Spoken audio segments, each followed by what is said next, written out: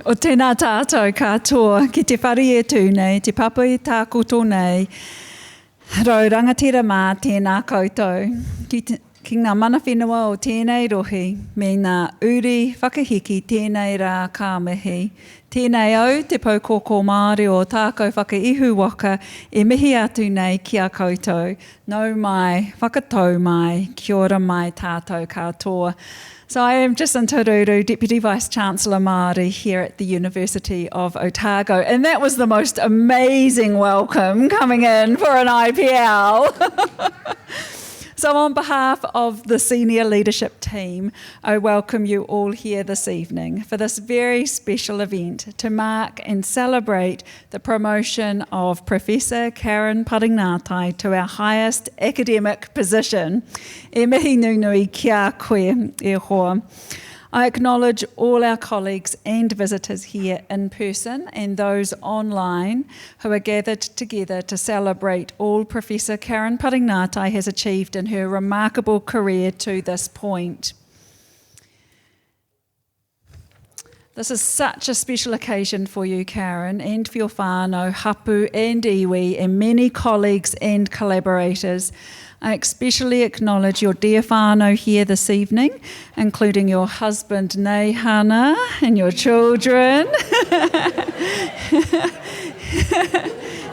Your mum, Roberta, your two sisters, Manu and Lana, the Paringatai whānau who have travelled from Auckland, Kawerau, Gisborne, Wellington and Christchurch, the Paringatai whānau who are watching online, in particular the ahi kā of Horoera and Auntie Christine.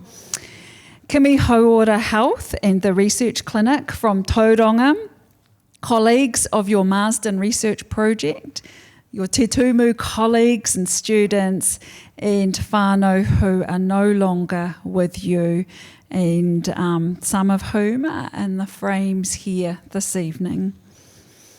So this occasion represents years and years of award-winning research, teaching and supervision. As a Ngāti Porou, multidisciplinary scholar, Professor Paringatai has contributed enormously to new knowledge in this country and internationally.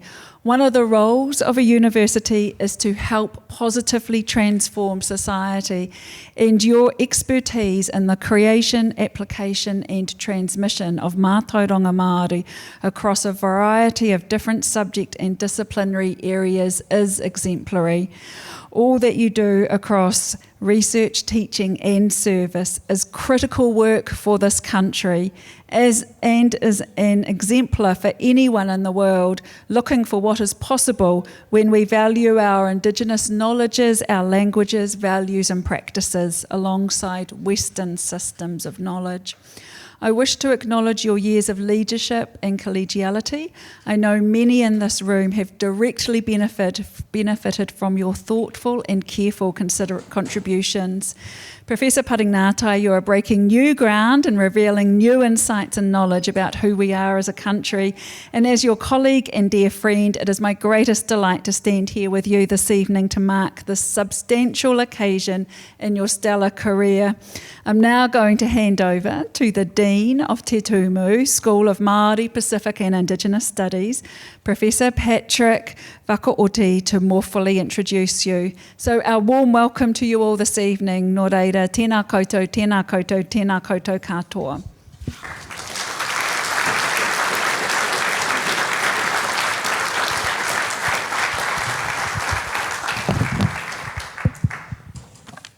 Tēnā koutou katoa. O wakambula tau mandawe ke mandona turanga na marama na liu ni kornivuli o tako whakaihu waka. O wakambula talanga wa turanga ke na wanua e tolu o kai tahu, kai te mamoe, kai kene waitaha. O wakambula talanga wa turanga ke wei ke muni na wekangu mai na wanua o Ngāti Porou ke na wei matawe wekani nda tikorau nea ka winisuni kua. Wakambula talanga wei kenda kere. Na iadaro mai e na e ka vivena ni kua. Koe au, o Patrick Whakaoti, au Turanga ni Viti, au Wakadaka Tiko Wakamanutaki, e Te Tumu. Good evening, esteemed leaders, colleagues, family members, and friends present here in person, and also to those of you who are joining us online. As Jacinta has mentioned, my name is Patrick Wakaoti, and I am the Dean of Te Tumu, the School of Maori, Pacific and Indigenous Studies. We are also now home to Te Aoronga Marairoa, which is the National Center for Peace and Conflict. This evening, Professor Karyn Paringatai will take us on a journey of acknowledging and appreciating whakapapa. In an indigenous world, whakapapa, or genealogy, is a defining feature of one's being and identity. As we all know, genealogies are layered with many different points of connections. One such genealogy is an academic one. For indigenous scholars, particularly women, this is often not linear. It is joyous and at times beautifully complex and messy. As Dean of Te Tumu, I am part of Karyn's academic whakapapa. And it is this aspect of identity that I have the pleasure of briefly sharing as a way of introducing her to us all. Karyn is of Ngatiparo descent. She is the first Wahine Maori academic promoted to professor in Te Tumu. Karyn is some...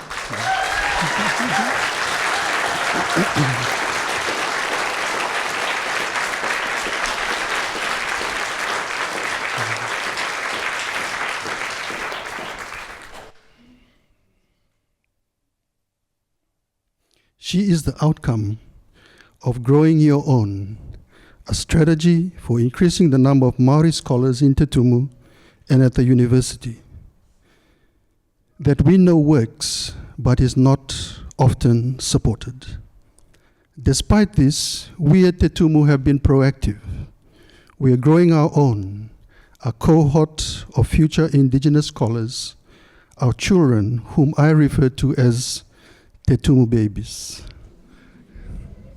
Manuhou and Matahi Paringatai, you are part of this whakapapa. Thank you for sharing your mother with us. And to Nehana, thank you for sharing your partner with us. Karyn graduated with her BA Honours in 2001, her Master's in 2005, and her PhD in 2013.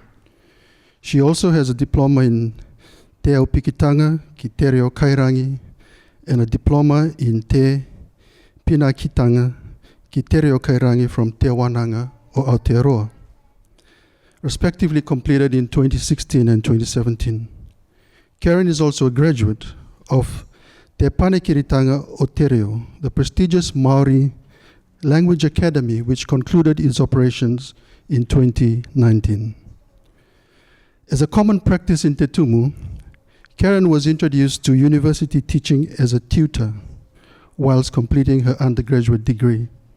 Since then, Karyn has been a teaching fellow, an assistant lecturer, a senior lecturer, an associate professor, and now professor. The only role I did not notice in her CV is that of being a professional practice fellow. But I'm sure that she has undertaken responsibilities of that role. That, coupled with the years Karyn has spent at Otago, means that her whakapapa is deeply embedded in this place. As such, her influence extends beyond Te Tumu and echoes in the many divisional and university committees and initiatives that she has been involved in. Karyn is an outstanding teacher. She's very familiar with the Te Tumu curriculum and can perhaps recite content in almost every Maori studies paper in her sleep. Karyn is intimately connected to the paper Mao 108, Waiata Te Timatanga, which has revived and popularized the pre-European practice of teaching in the dark. I'm told that enrollment in the paper this semester is the highest it's ever been. And much of this is testament to Karyn's teaching, practice that focuses on transcending disciplinary and cultural boundaries. Such is her influence that in 2014, she was the winner of the Ako Aotearoa Prime Minister's Supreme Teaching Award. Karyn has expertise in the creation, application, and transmission of Mātauranga Māori across a variety of different subject areas. This is evident in the significant contributions via publications, oral presentations, and creative works she has made to the Māori research landscape at Otago and also nationally. Of late, Karyn has been a highly sought-after keynote speaker, both nationally and internationally. Much of this has come off the back of her 2018 Marsden Grant, E Kore Au Engaro, the enduring legacy of whakapapa, which she is the principal investigator. The work draws heavily on Mātauranga Māori and centers relationality between whānau, clinical health professionals, and geneticists. I'm aware that many whānau involved in this project are here this evening, with others joining us on the live stream. Via this project, Karyn is an integral member of the Hereditary Diffuse Gastric Cancer Research Team that won the 2023 Prime Minister's Science Prize. The success of such a research team with significant Mātauranga contribution, for me, makes it difficult to understand the government's decision to stop funding Marsden Humanities and Social Science research. But I will say no more. I'll stop there. Of the many accolades I could highlight, there is one I cannot ignore. This is the postgraduate supervision support that Karyn accords to her students from honors and doctoral levels. At the last count, she works with about 15 doctoral students. 7 are writing in Te Reo Māori. Karyn is one of 3 staff at Otago qualified to supervise students who write in Te Reo Māori. Because of her Te Reo Māori language ability, Karyn is also a highly sought-after postgraduate thesis examiner for projects written in Te Reo Māori from around Aotearoa. Otago is fortunate to have a colleague of Karyn's caliber. As Dean, I've been blessed to receive her guidance, her leadership, and wisdom on numerous occasions. I've been impressed with her generosity of time and expertise offered to the service requests, including the pastoral and cultural needs of students. Karyn, like many of my colleagues, do this with patience and grace because they know that we are in most cases the only way students can access their indigenous world at Otago. Herein lies the challenge of ensuring that Māori academic and scholarly whakapapa is nurtured and thrives at Otago Whakaihuaka. I'm privileged to work alongside you, Karyn. In addition, we at Te Tumu Whānau are grateful to have you as a colleague. And with those words, please join me in warmly welcoming Professor Karyn Paringatai to deliver her inaugural professorial lecture.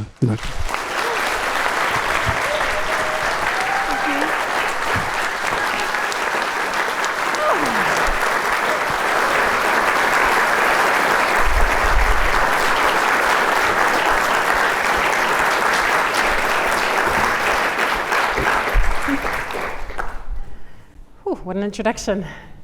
Kei aku maraikura, kei aku whatukura, koutou ko whakarau I ka mai kararui te maru o tēnei whare wānanga o tātou. Koutou kua haere tawhiti mai, koutou kua haere tata mai, koutou kua hono mai a ipurangi nei, e pari ana ngātai o mihi kia koutou katoa. Me mihi ka tika kia rātou, kua tau atu ki te pai o mahara, ki te moenga roa te whakaara mai. Ko koutou tērā I parana I te huarahi kia whai oranga ai mātou. Mai kore te huinga kahurangi nei, ko kore tātou I konei. E moe oki mai. Kia tātou, ngā waihotanga o rātou mā, o nei nā, kei te mihi, kei te mihi, kei te mihi. Nei au ka tuohu e mui a koutou I tēnei ahiahi pō, tēnā tātou katoa. Well, there's nothing more humbling than to stand here tonight before whānau, friends, students and colleagues who have each contributed in many different ways to this promotion. Every conversation with you all significantly challenges my thinking. Every interaction brings joy to my soul. And every experience I get to share with you is one that changes me, and I will forever be indebted to you all for that. While I may seem to many of you to be a Māori academic who is fluent in te reo Māori and grounded in tikanga Māori, it has been a 35-year work in progress with no end in sight. As a Māori person working as a Māori academic in Māori studies, teaching and researching about te ao Māori, te reo Māori, tikanga Māori and mātauranga Māori means the weight of at least 25 generations of my tipuna are sitting on my shoulders. I'm not just teaching and researching a discipline or a subject of study. I am teaching and researching about these people and our world. My sole responsibility is to do right by them and for the generations of mokopuna to come. But what follows tonight is a story of how the daughter of a freezing worker and a professional cleaner who grew up away from her tribal area with no reo and no tikanga in our home came to be here today. Ko hikurangi te maunga ko waiapu te awa, ko horauta te waka, ko Ngāti Porou te iwi. Up until about 20 years ago, these words used to terrify me. Saying them out loud always made me feel like a fraud. Because up until that point in time, I'd never set eyes on my maunga, I'd never stood in my awa, and I hadn't physically been in the Ngāti Porou area since I was 3 years old, a time of which I have no real memories of, only photos. Using this formulaic pepeha as a key marker of identity to introduce myself has always been difficult. Because what it did was locate me within a body of knowledge and a body of whakapapa that I didn't know, that I hadn't grown up with, that I hadn't learnt, that I did not value. I soon realised that it also placed an expectation on me by others that I did know it, that I should know it, often followed by a look of amusement or bewilderment, and even sometimes disdain, as I explained why I didn't. I'm not saying I was completely clueless about te ao Māori. Okay, by that time, I'd done an honours degree in Māori studies. I was partway through my masters, and I'd been teaching in Te Tumu for 3 years. But the body of knowledge associated with these phrases was still an unknown thing to me. How did I grow up for the first 24 years of my life knowing virtually nothing about my whakapapa? My dad is from where time begins, literally. Te uranga mai o te rā, the first place to see the sun, not the east coast, whānui, but Horowera, a rural Māori community located midway along a 20k stretch of road. It is her house. Horowera is located midway along a 20k stretch of road that extends from the nearest township of Te Araroa through to the East Cape. Horowera is the ancestral landscape of our hapu, te whānau a Hunara. It's wedged between mountainous terrain inland and a rugged, windswept, rocky coastline, climate change's dream.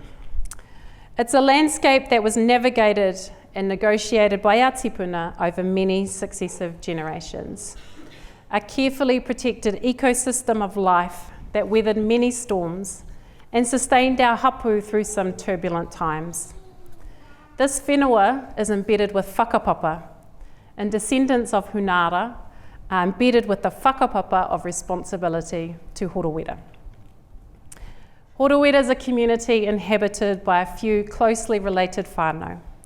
Frequent gatherings to celebrate birthdays, anniversaries and christenings, to lament and farewell our dead, and to discuss and debate the happenings with the community and beyond, ensured that familial responsibilities and obligations through shared whakapapa were maintained across generations.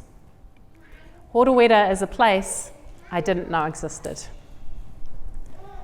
In 1950, when my dad was born, an increasing population in the wider East Cape area placed demands on employment. There were no jobs, limited financial resources to develop economically. And educational advancement was the priority and privilege of a select few. So there was only one solution to relieve the economic pressure on the community, and that was for people to leave. Later in that decade, the freezing work industry changed from a system of individual slaughtermen taking responsibility for the entire killing and breaking down of a carcass to a chain system. This increased productivity exponentially, and alongside this, a demand for labour that couldn't be satisfied by the existing Southland labour pool. So freezing works companies sent recruiters to North Island communities to take advantage of the young, mobile labour pool that characterised the Māori population at that time. Dad had never left the East Coast. He had never left the security of his whānau. His decision to move was one based on the knowledge that jobs in Horowira, cutting scrub or seasonal shearing, wouldn't provide him with the financial means to live the lifestyle he could envision, especially after hearing tales from relatives of the opportunities down south. With the attraction of subsidised travel, lucrative wages and on-site accommodation, sounds a little bit like a university, the offer was too good to pass up. In 1968, my dad bid farewell to his parents. He was their only son, but he was their third child to leave their rural home for an urban lifestyle. Migration was simply part of the culture and the community he had grown up in, and he was merely biding his time until it was his time to go. Dad arrived in Invercargill and took up residence in Makarewa, working at the MAC, the Makarewa Freezing Works. To maintain a connection with his parents, whānau, and the landscape of Horowira, Dad made return visits every 2 years at Christmas time. He stopped returning there when both his parents passed away in the early 1980s. His attachment to Horowira and his extended whānau wasn't reason enough for him to continue returning there regularly once they were no longer alive. I was 3, maybe 4. The dates are a little bit sketchy. My dad was wrong to make that decision. He didn't understand the role he played in the broader tribal and community life of Horowira, or that his absence would be greatly noticed. And still is. When I go home, I'm not Karyn. I'm either Christine's niece, or Maumahara's cousin, or Motini's daughter. And the tears that well up in the eyes of the old people as they see that one of their mokopuna has come home tells me he is still missed. He also didn't realise the impact that this would have on my sister and I. His decision distanced us from our whakapapa for the next 20 years. And as many of you know, my whakapapa saved my life. Dad worked at the MAC for 20 years when the company went through a phase of restructuring and downsizing that resulted in the proposed loss of many jobs. He took voluntary redundancy. Also sounds a little bit like the university.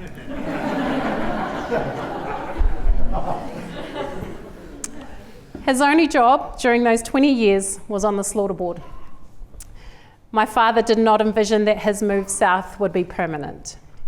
A stable job in the off-season, embedding himself within the emerging local Māori migrant community, and the subsequent relationship he had with my mum, who is here tonight, meant that what was intended to be a short-term solution to unemployment ended up being 38 years of contentment in the South before he passed away in 2007. And I want to also acknowledge my Pākehā whakapapa here as well. My mum is a fourth generation Pākehā Southlander whose Polish, German, Prussian tipuna on her mother's side arrived in Bluff in 1875. Their decision to leave Europe was born from events that had transpired in their homeland of Poland 80 years earlier. From 1772 to 1794, Poland had been partitioned or divided into three parts and completely taken over by Prussia, Austria, and Russia. Essentially, Poland ceased to exist, the name being completely abolished by these three powerhouses. These countries did everything they could to eradicate Polish people from the land, bringing in millions of new settlers into the country, banning their language and cultural activities, and inevitably forcing their migration to other parts of the world. To escape the continued persecution of their people, my tipuna fled from Prussia to England, where they were deemed suitable enough to take up passage to Aotearoa. So both sides of my whakapapa have suffered through the colonising hands of others, with tipuna seeking shelter and economic safety on distant shores. My Polish tipuna also ended up settling in Makarewa when they arrived in this country, probably because Invercargill didn't exist and it was just a swampland. When I was 11 years old, Form 1, or Year 7 to you young ones, I went to my very first kapohaka practice, the top left photo. 10 points if you can guess which one I am. I'd never done any sort of performing before at 11. But Dad was excited about it, so he came along too. And of course, the first thing we did was introduce ourselves. What is your name? What is your iwi? And here is where the trauma of reciting my pepeha begins. All I could think was, what the heck is an iwi? What does that word even mean? Dad must have seen the look of horror on my face and he quickly whispered, Ngāti Porou. I had no idea what those two words meant, but it seemed to be the right answer to give, and we carried on with the practice. This first encounter of uncomfortableness, of not knowing who I was as a Māori person, as a Ngāti Porou person, became the reason why I'm here today. I was determined to not feel that same sense of fear and shame for not knowing who I was. Of course, I have many, many times, but I'm a big girl now, and I know how to deal with that. I began to learn who I was and who I wasn't, and who I wanted to be through waiata and haka. From the 1950s onwards, at the same time Māori were moving to urban centres in droves, kapahaka groups were being established all around the country to support the integration of Māori migrants into cities. Now I know why my dad was so keen for me to go to that first practice. There he is there. He also used kapahaka as a way of maintaining his identity when he first moved to Invercargill. Haka and waiata is part of my whakapapa. Throughout high school, I started to embrace more fully this kapahaka world and with it, my Māori world. Haka and waiata were my safety blanket. I could learn iwi anthems from a distance without having to engage with my iwi, because I still didn't really know what being Ngāti Porou meant. But if I was ever going to be amongst a whole group of Ngāti Porou people, I was ready to sing with them. No matter how uncomfortable I felt on the inside, I could do that Ngāti Porou takahi like everybody else and at least look like I belonged, because no one does it better. I used haka and waiata to support my reo learning journey. It's often said that it takes one generation to lose te reo and 3 generations to re-establish te reo back in the home as a language of communication. That's a period of anywhere between 60 to 80 years. Imagine having to fight for that long. This could have been me. I am the generation that was denied an upbringing that centred a home life around te reo Māori, me ona tikanga. Te reo as a language of communication was not present in our home. The first kōhanga reo in Invercargill started in the mid-1980s when I was already at primary school. The kura kaupapa opened in 1990 when 11-year-old Karyn was being traumatised with pepeha expectations at intermediate. I had 5 different Māori teachers at high school in 4 years, and I did my final year by correspondence. When you live in a city at the opposite end of the country to where you whakapapa to, with no access to bastions of te reo Māori, no kura kaupapa, your own marae, whānau whānui, and importantly, our pakeke, our old people. The journey is extremely hard and isolating. But within Te Tumu, I found te reo excellence and a sense of real stability that I'd never had before. I avoided Rawania Higgins like the plague, opting out of her 10 a.m. stream and instead spending my first year in the 8 o'clock stream with the dynamic Hannah O'Regan. I'd never been in an immersion class for 4 hours a week before, and Hannah never spoke English to us the whole entire time, and she still doesn't whenever I see her. I thank 11-year-old Karyn every day for making a decision kia whakahokia mai te reo Māori ki te mata o tōku ārero into my home and ensuring that it remains part of my whakapapa e haere ake nei mo aku tamariki mokopuna te take. And if I have to write books that my kids fall asleep to, then I will do that. Learning a second language is hard, and I've got some language students sitting out there who can attest to that. But there is nothing more debilitating to your soul than having to learn your heritage language as a second language. Because learning te reo Māori also means learning tikanga, within which te reo Māori is embedded, which also means learning whakapapa, which means tackling the wider trauma of language loss head on. You will never believe the number of times I constructed full-on speeches in my head to respond to a question that Poya asked, painstakingly making sure that what I was about to say was grammatically correct and from a place that was congruent with a Māori way of thinking, that the thought of saying it wrong was so crippling that I ended up saying nothing at all. I know that there are people in this room who feel the same way. I can see lots of nods. Sorry, Poya. And yet here I am, a lecturer of te reo Māori. I don't blame anyone for not growing up with te reo Māori, because now I get to choose how I grow with te reo Māori. When I finished high school, I became the first person in my family to attend university. Our dinner table conversations were not ones that ever signalled towards tertiary study being an option after school. My decision to come here was purely because I wasn't ready to grow up, get a job, and pay bills. And it was a spur-of-the-moment decision in my final year at high school. So I arrived at this university with almost zero financial security. There were no Māori entrance scholarships. Student loans were interest-bearing. I'm glad that's gone.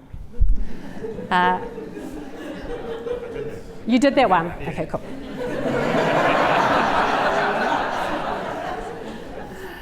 Ngāti Porou investment in tertiary education was non-existent, and I would have felt really terrible accessing a body of a pūtea that I didn't really understand about. I am the daughter of a freezing worker and a professional cleaner, and financial literacy was not something I was taught or even thought about.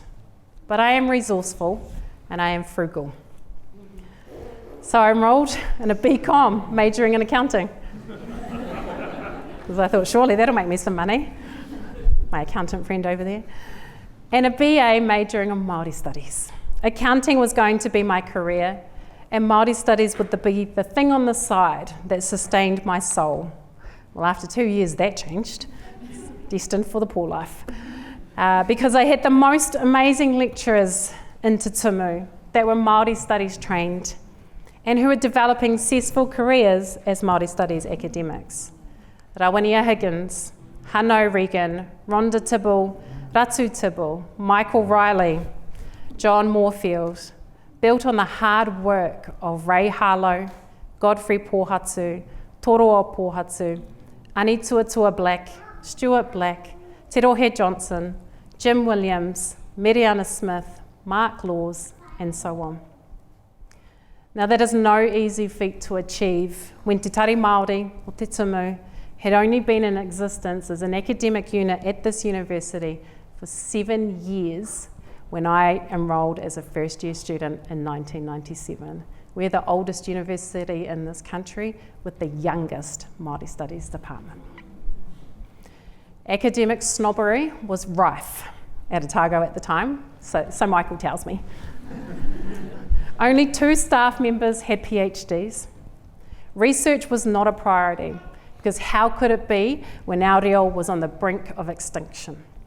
That was our focus. The department operated out of buildings that had rats running through them and holes in the floor. No one really knew who we were or what we did or why we were even here in the first place. But none of that external negativity mattered because all of these people knew exactly who they were and why they were. And I wanted to learn how to be that comfortable with who I am and to find a bigger purpose in life than myself. So I dropped accounting and focused all my energies on Māori studies. I completed my honours dissertation in 2000, analysing haka and waiata composed by an auntie for the National Kapa Haka competitions between 1994 and 2000. Hene tū dau, te pautoko manawa o Murihiku. I used the term pautoko manawa, which is the central post of a wharenui, in reference to the role that this particular po plays in providing structural stability to the whare. Auntie Hinatu was the first Ngāti Porou woman that I had met. And if you've met Ngāti Porou aunties, you know they are no nonsense. But they are the most dependable people you can count on. Humble, proud, and driven by service to others. So I started to learn from watching her. She's a famous movie star now. So I started to learn from watching her, hearing her, and feeling her vibrations of what being Ngāti Porou meant. And feeling like absolute crap because there was no way I could ever be as Ngāti Porou as her. She was forever saying, "You need to go home," which is an easy thing for her to say, but not an easy thing to hear when home is an abstract concept that exists in some parallel universe to the one I was living in. Ko hikurangi te maunga, ko waiapu te awa, ko horauta te waka, ko Ngāti Porou te iwi. For Auntie Hinatu, saying those words gave her a sense of peace, but they were still words that instilled fear in me, even as a 20-year-old almost graduate of Māori studies. But she was right, and little did I know when I found this photo of my dad here she is here. He didn't introduce us to her. We were a little bit at a party with her daughter. In 2001, on the Friday afternoon of O Week, I interviewed for a teaching fellow position in Te Tumu. Professional practice fellows didn't exist back in those days. At 8 a.m. the following Monday, so I interviewed on the Friday, at 8 a.m. the following Monday, I was standing in front of the classroom delivering my first Te Reo Māori lecture, and I didn't even have the required textbook for class. In 2002, Ngā Pai o te Māramatanga, the Centre of Māori Research Excellence, estimated that there were only around 20 Māori people with PhDs in the whole entire country.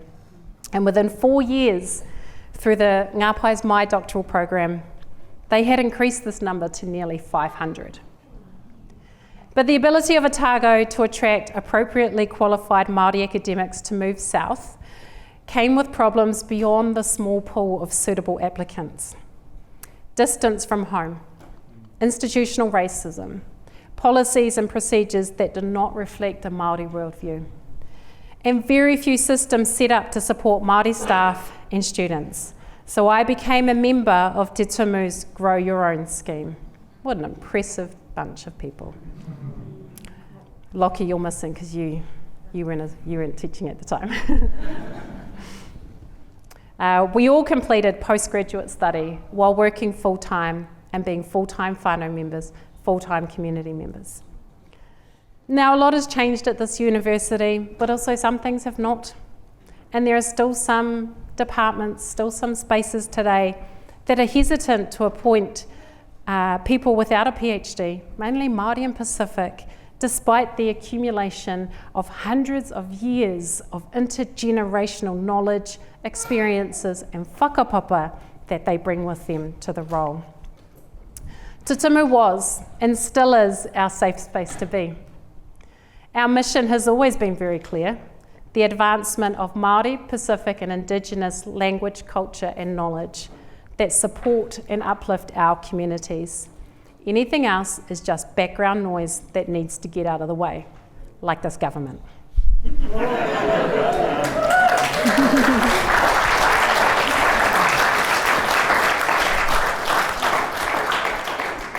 In 2003, my dad volunteered to drive a van from Christchurch to Te Araroa to deliver some carvings to Hinerupe Marae.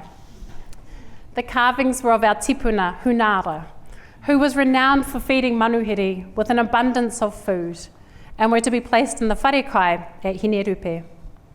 I quickly offered to keep him company. This was my first chance to go to our marae. Hinerupe fit all the criteria I had read about marae. I'd already mentally created a relationship with her. I'd figured out my connection to Hinerupe, the person, through whakapapa descent lines I'd read in books. I'd learned some of the stories of Hinerupe, her ancestral prowess and her exploits that enhanced her standing in the community. She embodied the concept of mana wahine Ngāti Porou, and I was convinced that as her mokopuna, I would also inherit those same qualities when I met her. Hinerupe fulfilled all my expectations, and meeting her was magical, but we didn't stay there. During this trip, I also met Auntie Christine and her children for the first time. We stayed at their house in Horowera, which I still didn't know existed until then. As we drove up to their driveway, I looked to the right, and across the paddock was Mātahi o Te Tau Marae, literally 30 metres away from Auntie Tangi's home. The revelation that Mātahi was the marae that captured the heart of my whānau came as a complete shock.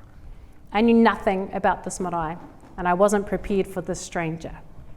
But on this trip, I saw Hikurangi, I swam in Waiapu, I'd been in Ngāti Porou land, I'd met people, and through the carvings of Hunara and meeting Mātahi o Te Tau, I could now add 2 more lines to my pepeha. And my full-blown imposter syndrome of being a Māori studies lecturer who had never been home was starting to be broken down. And in order for me to more fully understand this whole entire situation I found myself in, I did the best form of therapy that I didn't know I needed. I did a PhD. I wanted to know what on earth compelled my dad to leave the most beautiful place on earth. His parents on the side and his siblings down below. I wanted to be at peace with his decisions. I wanted to stop allowing myself to be ashamed by others. And I wanted to be proud of all aspects of my whakapapa, including the part that distanced me from Horowera. I started it in March 2006. I interviewed my dad in February 2007, and he passed away 2 months later. In most cases, when your Māori parent is no longer there to be the conduit between yourself and your whānau, any future interaction with them can cease to happen altogether, or may continue sporadically, usually only in times of mourning. And that's normally out of obligation, rather than feeling any overwhelming sense of desire to be there. In October of that year, our nephew was born. Rangitohi ora Karyn Paringatai Dallas, my dad's first mokopuna. And I knew then that I needed to make a change. The cultural inadequacies I felt as a child, who had grown up at the opposite end of the country to where I whakapapa to, and the impact that had on my identity as Māori and as Ngāti Porou should not be passed on to my nephew. The disappointment I felt in my father's decision for not enabling us to be part of our whānau, the embarrassment I felt for not being able to articulate my connection to others, and the anxiety I felt when placed in cultural situations beyond my level of comfort should not be felt by my nephew, and subsequently his sister, Hinemaya, and my own children, Manuho and Mātahi, who of course are on their phones. If they were to ever feel like that, then I would have failed in my role as their auntie and their mama. And then comes a plot twist. In 2009, we did my dad's kawe mate, which is when we took him spiritually back to Horowera because we buried him in Invercargill. My auntie told us at that time that a genetic mutation for stomach cancer had been found lurking in our whakapapa. The details were a little bit vague about what it actually was, how it had mutated, and how it causes an increased chance of stomach cancer, something we're working really hard on changing. But she said we needed to go and get tested through the genetic testing services. I later found out, here's Perry will be frothing at this, we're on a mission to change genetics and pedigree charts. I later found out that we learnt about the CDH1 gene from the death of one of our cousins, Evelyn, in 2008. Evelyn's grandmother and my grandfather are brother and sister. Evelyn died of stomach cancer, and because of the type of stomach cancer it was, the doctors soon found out that she was a CDH1 carrier. Now, it's not usually that common to make a connection between the two things, and if she was living anywhere else in the country, it might not have been picked up. But Evelyn was living in Tauranga. And it was a type of gastric cancer that the medical staff at Tauranga Hospital had consistently seen in large numbers for over 30 years. Evelyn drew the attention of Kimi Hauora, who are here, some of whom are here tonight, and I want to mention especially Maybell, and without Maybell I can't not mention Perry as well. So Evelyn drew the attention of Kimi Hauora, in particular Pauline Haruwida, the kuia on the right in the photo. Pauline supported Evelyn and her young whānau through her passing. She also travelled back to Te Araroa for her tangihanga, and then had a hui with our whānau in Gisborne about the gene and the need to get tested. Knowledge of whakapapa, of Evelyn's close connection to us, saved our lives. And there is not a day that goes by that I don't think of Evelyn's unnecessary death and the 3 babies she left behind. Because if 11-year-old Karyn was not resolute enough to want something different, there is a very real chance that my babies would not be here today, or they would not have me in their life. I found out I was gene positive in 2009 and had my stomach removed in June 2010. As if I wasn't already dealing with enough identity trauma, now I had some genetic variant, which meant I had no choice but to engage more fully with my whakapapa. No longer could I think that whakapapa was some abstract concept that existed in another reality that didn't need my participation. Whakapapa now became more real than ever. Where I was kind of skirting around the edges of it in a rather non-committal way, I now had to jump right in, and here we are today. For 15 years we've been working at this relationship, and we're getting really good at it too. We've been slowly pushing our way into the lives and hearts of our northern relations. Yes, sometimes the conversations seemed forced, the pauses between sentences too long, the silences reminding us that we don't have a shared history of childhood experiences to reminisce, laugh and cry over. Even though we are whānau, sometimes we're also strangers. 6 years ago, my daughter was born, Manuhau Alina Matiu Paringatai. 6 years ago, I started my Marsden-funded research project entitled E Kore au Engaro, the Enduring Legacy of Whakapapa, because if I didn't have enough to do with having a newborn baby, let's just start a big, massive research project. Manuhau is named after my grandfather's cousin. I think this is it. Yeah. Manuhau is named after my grandfather's first cousin, who was killed in World War II and is buried in Libya. Manuhau Senior had 2 children, Taingunguru and Manuhau Junior. His wife passed away in childbirth, and when he enlisted in the army, his children were sent to their mother's people in Te Whānau, Apunui, to live. Manuhau Junior changed his name to James Kingi Taitua and ended up here in Dunedin with 7 children. Fast forward a few years to 2013, and I want to acknowledge that there are some of those Manuhau Junior's great grandchildren in the room. Fast forward a few years to 2013, when our Auntie Christine went for her gastrectomy in Auckland. What should have ended up being a 10-day max stay in hospital lasted several months. James's mokopuna, Moana, and her whānau opened up their home to all of us for this entire period. James's daughter Lisa gave me permission to name our daughter after her grandfather. There are very few people in Horowera that remembered Manuhau Senior or Manuhau Junior, but through our Manuhau, they will. James also had the gene, so do 2 of his children and several grandchildren. I see Kelly, but I don't see your husband. Oh, there he is. Oh, e tangi ana, e tangi.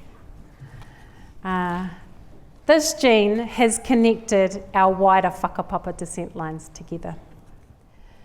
When I first met Maybelle and Pauline at Kimi Hauwater in September 2020, Pauline asked me what my daughter's name was. I said, Manuhau Paringatai. She smiled wistfully and said, my brother's name is Manuhau Paringatai Stainton. He was named after the Karaua who died in the war. I replied, so is she. Researching with Māori communities is not really about what you know, because I don't really know much, or even who you know, because at that time I knew hardly anyone, but it's more about the points of connection of whakapapa. Manuhau's middle name, Alina, is my mum's mum, my grandmother's first name. The lady who would ask me every single time I saw her, which was often, what I wanted to be when I grow up. To which my reply was, always a teacher. Everyone says, go home to your marae, everything will make sense when you do. Nothing about going back to Mātahi made sense. Death has always pulled me back to Horowera. Tangihanga, kawe mate, hura kōhatu, even Manuhau's name is embossed on the roll of honour of men who served in World War II that hangs in our wharekai. But I had to change that because my son's name is Mātahi, Joshua Matiu Paringatai. And we had to stop returning home for hui mate and start returning for hui ora. We have intentionally spent every single summer holiday since the kids were born on the East Coast. Ko maunga kāka te maunga, ko orotua me waipapa ngā awa, ko horauta te waka, ko Ngāti Parau te iwi, ko Mātahi o te tau te marae, ko te whānau a Hunara te hapu, ko Horowera te tūranga waiwai, ko Paringatai te whānau. No longer do these words invoke fear, nor will they do so for Rangitohi ora, Hinemaia, Manuhau and Mātahi. They invoke memories of whānau and whakapapa, the enduring kind. Tēnā koutou katoa.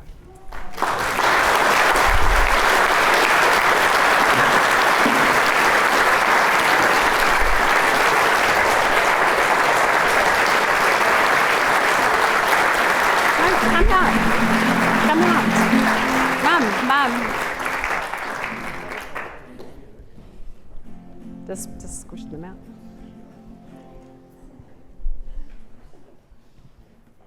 We've been practicing. We've even got a guitarist.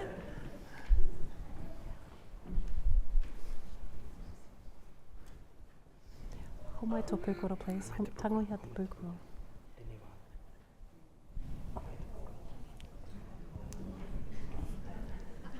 Don't hide, don't hide.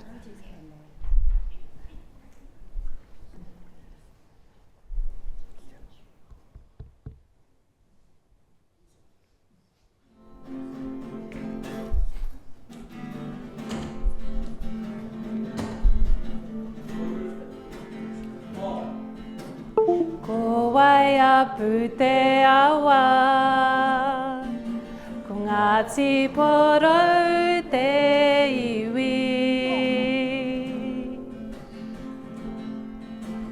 Ko wai apu te awa,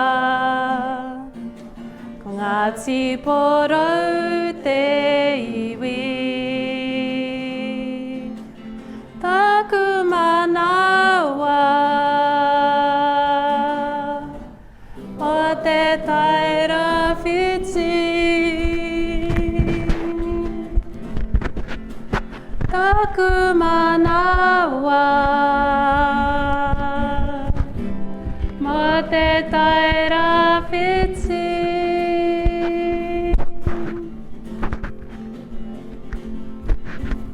Kei konei taku kainga, waiho, taku whanau oki. Kei konei taku kainga, taku whanau hoki. Taku aroha, mo te taira whiti. Taku aroha, mo te taira whiti.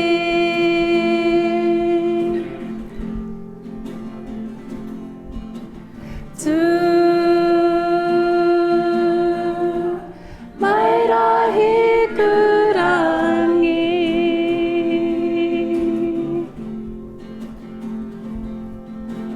me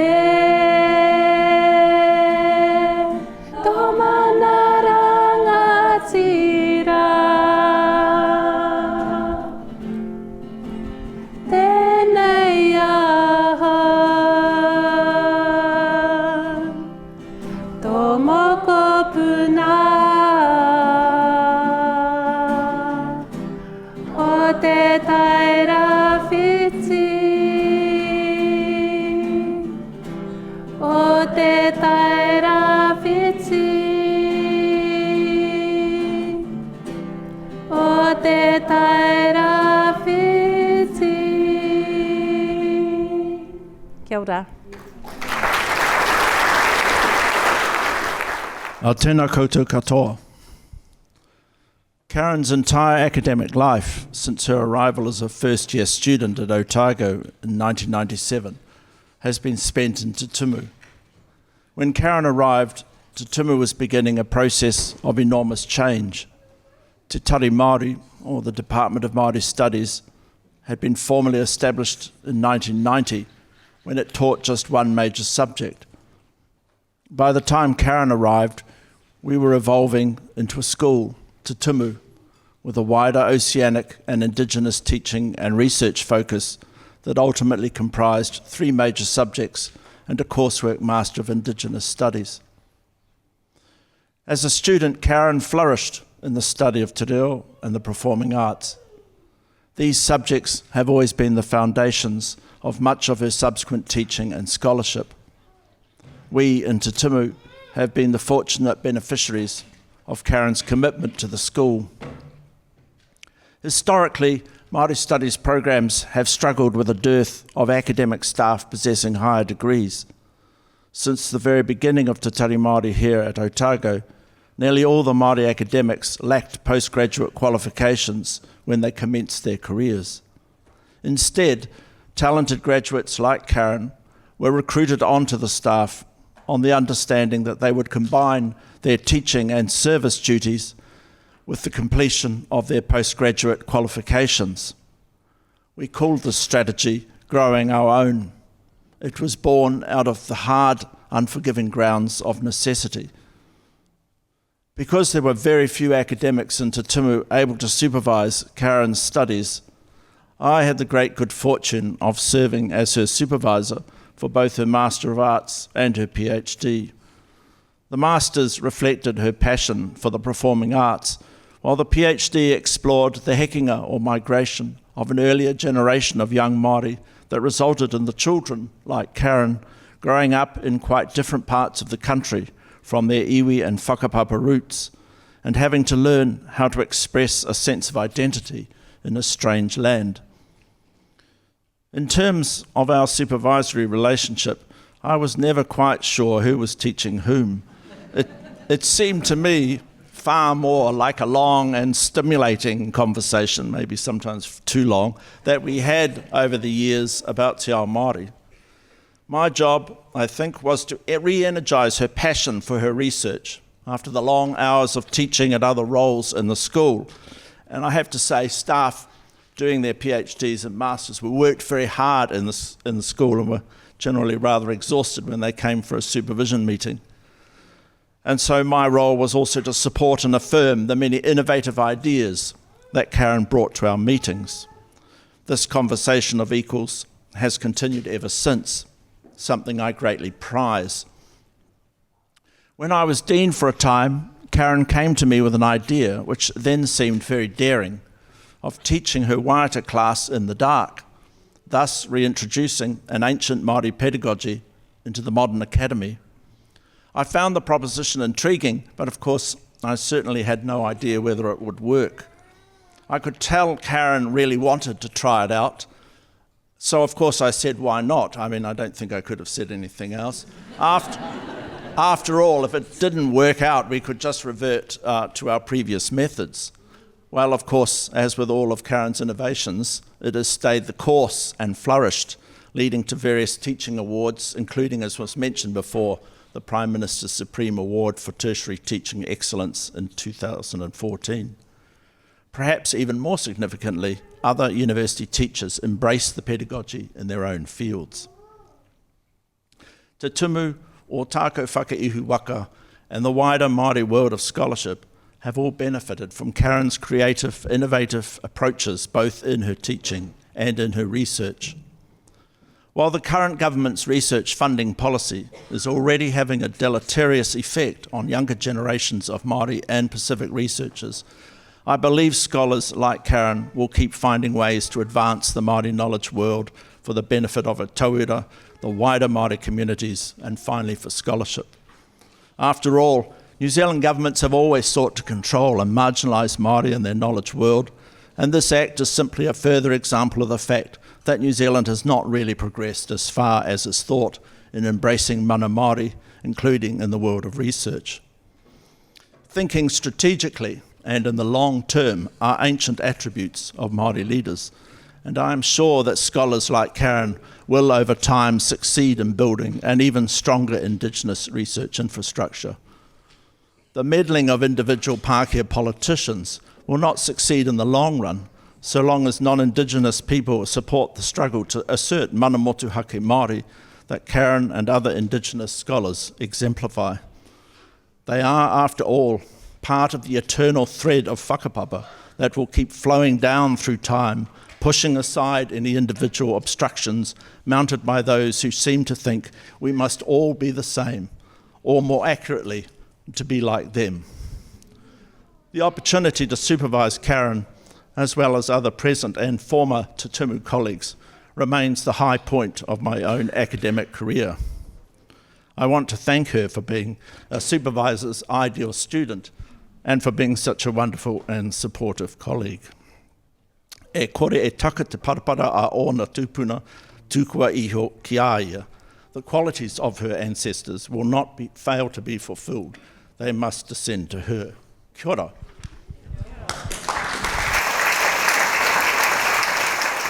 E te atua tēnā koe, te papatua nuku tēnā koe, e nā whare o e taka whakaihuwaka e tu nei, te mana whenua o tēnā rohi, ko kai tahu, kati mamoe me waitaha hoki, tēnā koutou. Nā iwi o nā haue whā, particularly Ngāti Porou. Tēnā koutou, tēnā koutou, tēnā koutou katoa. Ko Hugh Campbell, toku ingoa, ko Ata Manakura, the Pro-Vice Chancellor of Te Keti Aranui, the Division of Humanities. It is an absolute honour to stand and give the final words in what has been a remarkable evening for our university. I'll start at the end by thanking you all for coming tonight. And for supporting and honouring Professor Karyn Paringatai, particularly those who have come from afar. And I warmly invite you to come over to the Staff Club to continue celebrating this event with us. But I wanted to say a few words before we leave. I feel like I should, in the light of the previous talks, I should be putting a swipe at the government at this stage, which is not something I'm normally loath to do, but... Not too late. Well, what I've decided is we will celebrate the best of us, not dwell on the worst.